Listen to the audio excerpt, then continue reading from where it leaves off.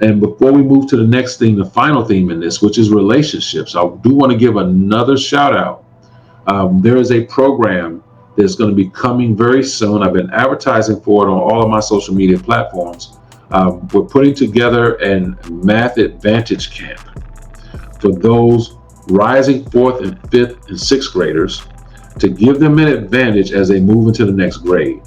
I'm looking right now for instructors who are talented at teaching math, talented at content creation, talented and willing to actually do the work to create content for students that they can start this summer getting early exposure to math concepts for their upcoming grade.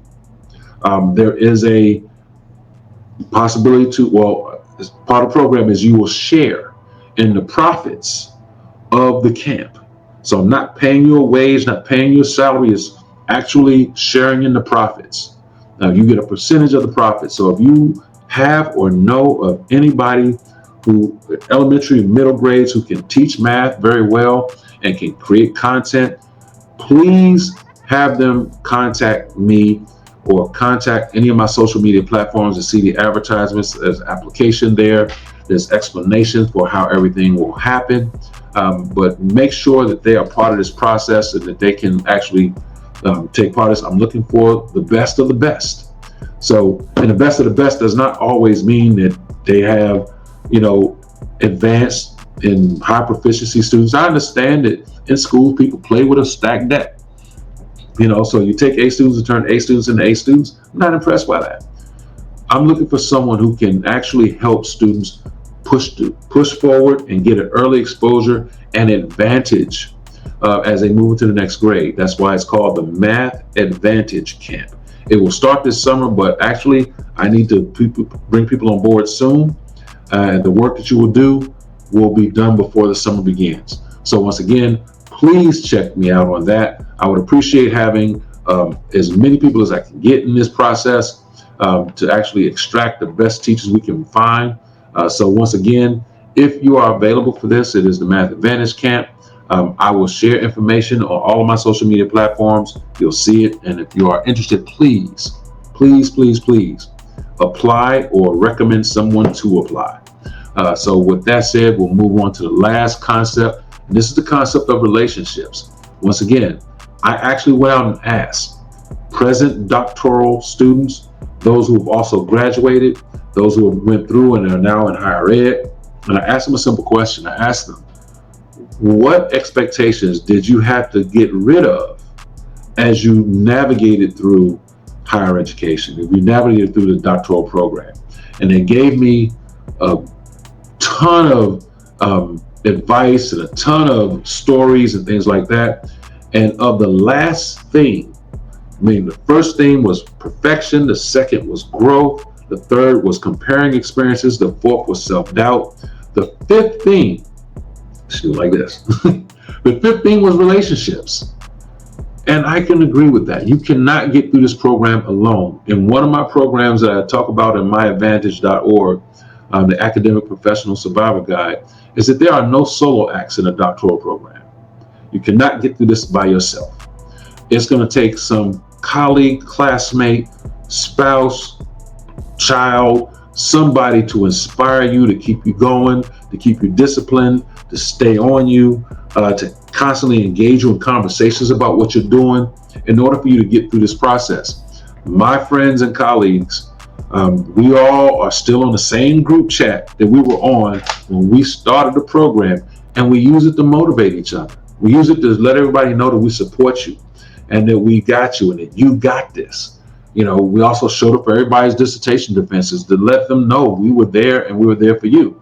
So once again, relationships are everything in completing a doctoral program. So what we heard from our people when we asked this question about what expectations they had to get rid of is this idea first of dealing with their chairs. As you move into the later stage of the doctoral process, your chair is everything. They said, how did you deal with the chair saying one thing and the subject matter expert, SME, saying another? It's like you're in a circle and the chair does not want to meet while the SME does. You may have a complicated committee, because committees are about relationships that are beyond you.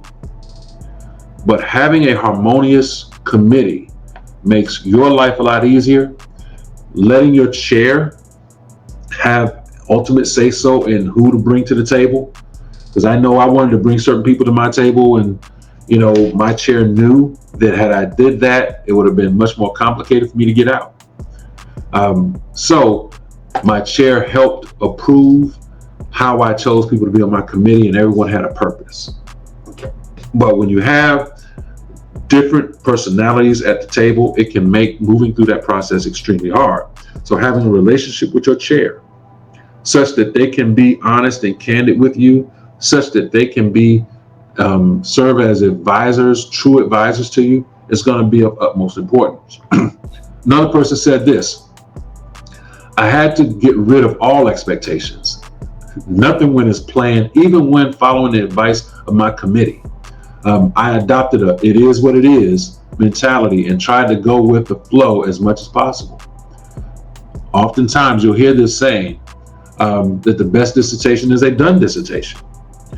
Oftentimes you'll figure out it's the relationships and what you have to shed, that these expectations that people will be always available for you and things like that. You have to learn how to get on people's schedules, learn how to navigate between people, learn how to show people that you're serious in this process in order for you to do this well. That's part of the process of getting through a program like this. So I want you to keep that in mind. Get rid of some of these expectations that people are just going to be there standing, waiting for you, tapping you on your shoulder, like, are you going to have this chapter done? Are you going to get this work done? Things like that. That may not happen. And if it doesn't happen, can you still get the work done? Your relationships mean everything. Another person said this, and this is real. They had to get rid of the expectation, and I'll quote, that everyone was happy for me. Not everyone that you think should be happy for you doing this program is happy for you. One of the first people that I thought would be excited when I told him I got accepted into a doctoral program, because my other colleague was finishing up his doctoral program, I went to a person that was pretty much a advisor and leader to me, and they were disappointed that I was actually getting into this program. They thought it would be a hindrance in my career. They thought my career was supposed to go one particular way. Now, later on, once they saw me in the program and they saw what it was doing for me, they came to me and said, I was wrong, this is you. And that made the world to me. That helped mend that wound that was there, because I was actually hurt that they weren't as happy for me as I wanted them to be. Sometimes you'll discover what people really think of you and expect of you because they want you to be a particular way for them.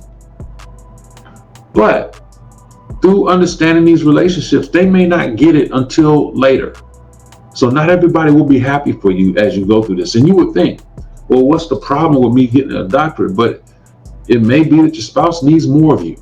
It may be that people on your job wanted you to go a particular way. And seeing you do this means you may eventually depart from them. It happens. So understanding this part of the process, that not everyone will be happy for you. Don't get pinned up on that. Everyone may not understand originally, but at some point in time, they will reach understanding that this is what you have had to do, is what you desire to do, and it's part of a long-term trajectory that you're on that they may not see. You may not even see where this is going to take you. But that is another thing, the relationships, you have to be guarded with that. And you also have to be forgiving. Not everybody's supposed to see everything that you want. So that may be your dream, not necessarily theirs. You have to accept that. And I'll close with this part. This person said, if you do not connect with your advisor, it's okay to get another one. You have to navigate relationships though, because people have relationships that you don't know about. So you have to respectfully navigate through people in higher education, because it's a small world. They all meet together. They all know each other. They may collaborate on projects together. You don't know the relationship at all. So be mindful of how you navigate certain relationships, how you choose your advisors, whether it's assigned or you get the opportunity to choose it based upon commonalities and research interests and things like that. Have to be mindful of that, and also making sure that you are able to actually develop that relationship. Utilize those office hours, get to know them, let them get to know you and how you work and what you desire to do and things like that. In my course, the Academic Professional Survivor Guide, and I also do this in my coaching too, I teach strategies about even how to conduct a professional meeting with your advisors. And conducting this meeting the right way ensures that you can get through faster, because it indicates your level of seriousness. It also indicates how best to maneuver with you. Your advisors will respect your respect of their time, and you will get feedback eventually. And sometimes you get feedback faster because you've shown your level of seriousness. So with that said, ladies and gentlemen, I know it's later than I expected. We got started late. Next week we'll have another topic. The topic will be out hopefully tomorrow or Thursday. But I enjoyed this time talking. I will make sure this here is edited and ready to go out by Thursday at least, and we'll have a new topic. I invite you back. I invite you to come in. I actually want to have it where we can talk. So I want to create a way where you can come in and actually join me in the conversation, because I don't want to have to always be up here lecturing. I want to engage in the conversation, field questions, invite people in to actually talk with me through this process. So that's going to be how we move forward with this. And I'll make sure that in the next broadcast, we have people here to engage in this conversation. So once again, I'm Dr. Derek Robinson. This is the Doctoral Journey with Derek. Thank you for showing up and being part of this process. Bye now.